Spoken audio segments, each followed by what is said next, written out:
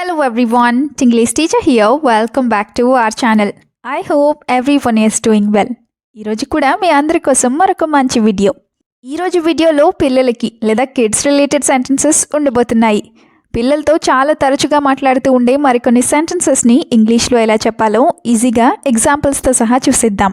So వీడియోలో ఉన్న sentences మీకు యూస్ఫుల్గా అనిపిస్తే మర్చిపోకుండా ఒక లైక్ చేసేయండి. ఇప్పుడైతే ప్రీవియస్ వీడియోలో నేను మిమ్మల్ని 2 క్వశ్చన్స్ అడిగాను కదా, వాటి ఆన్సర్స్ని చూద్దాం. First one is కోడిపందెం.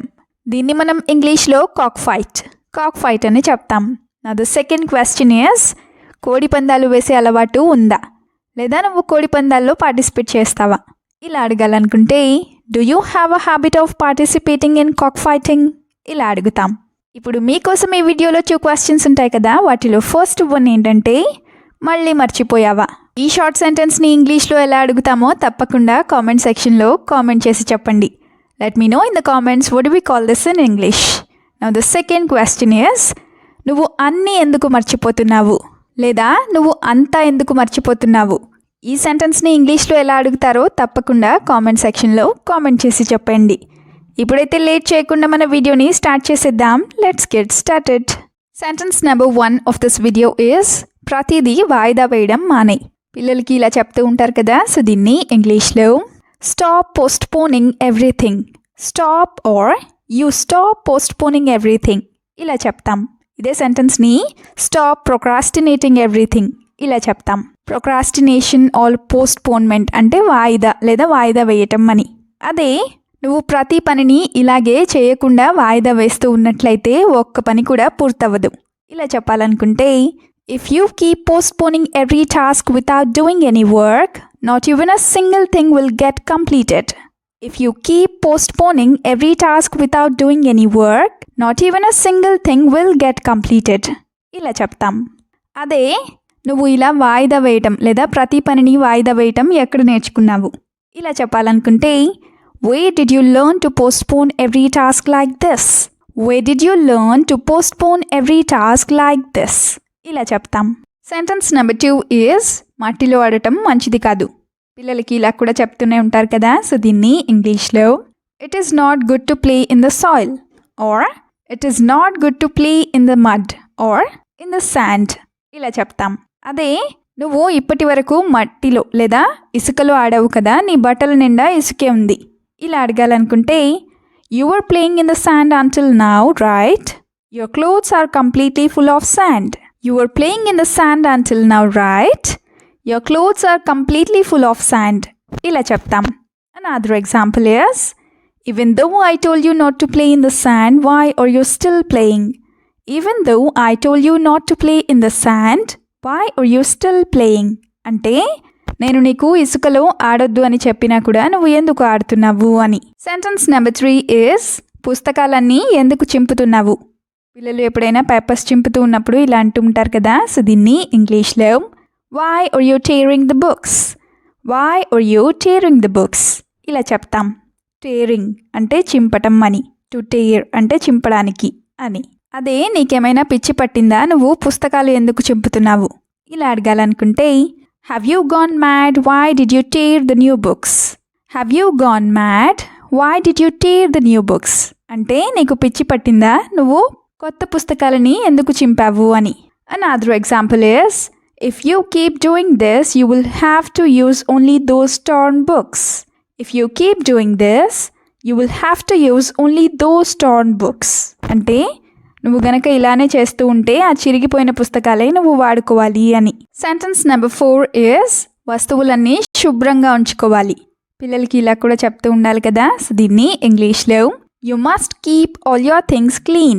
You must keep all your things clean ఇలా చెప్తాం. అదే నువ్వు ప్రతి పనిని కూడా నీట్గా చేయాలి. ఇలా చెప్పాలనుకుంటే you should do every task neatly. You should do every task neatly ఇలా చెప్తాం. అదే నీ వస్తువులన్నీ కూడా ఇంత మురికిగా ఎందుకున్నాయి? ఇలా అడగాలనుకుంటే why are all your things so dirty, why are all your things so dirty ఇలా అడుగుతాం. సెంటెన్స్ నెంబర్ 5 is కుక్కల జోలికి ఎందుకు వెళ్తున్నావు? ఇది కూడా చాలాసార్లు అంటూ ఉంటారు కదా, సో దీన్ని ఇంగ్లీష్లో why are you going near dogs, why are you going near dogs ఇలా అడుగుతాం.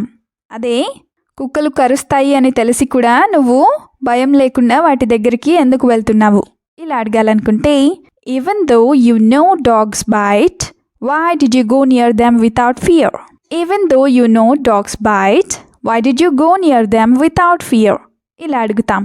Even though you know dogs bite అంటే కుక్కలు కరుస్తాయని నీకు తెలిసినప్పటికీ కూడా అని.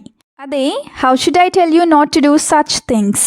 How should I tell you not to do such things అంటే ఇలాంటి పనులు చేయొద్దని నేను నీకు ఎలా చెప్పాలి అని. నెక్స్ట్ సెంటెన్స్ ఈజ్ అంతసేపు ఫోన్ చూస్తే తలనొప్పి వస్తుంది లేదా తలనొప్పి వస్తుంది. ఇలా చెప్పాలనుకుంటే if you keep looking at the phone for so long you will get a headache. If you keep looking at the phone for so long you will get a headache. ఇలా చెప్తాం. అదే నువ్వు నా మాట వినకుండా నువ్వు ఫోన్ చూస్తూనే ఉన్నావు, మళ్ళీ తలనొప్పి వస్తుందని చెప్తున్నావు లేదా కంప్లైంట్ చేస్తున్నావు.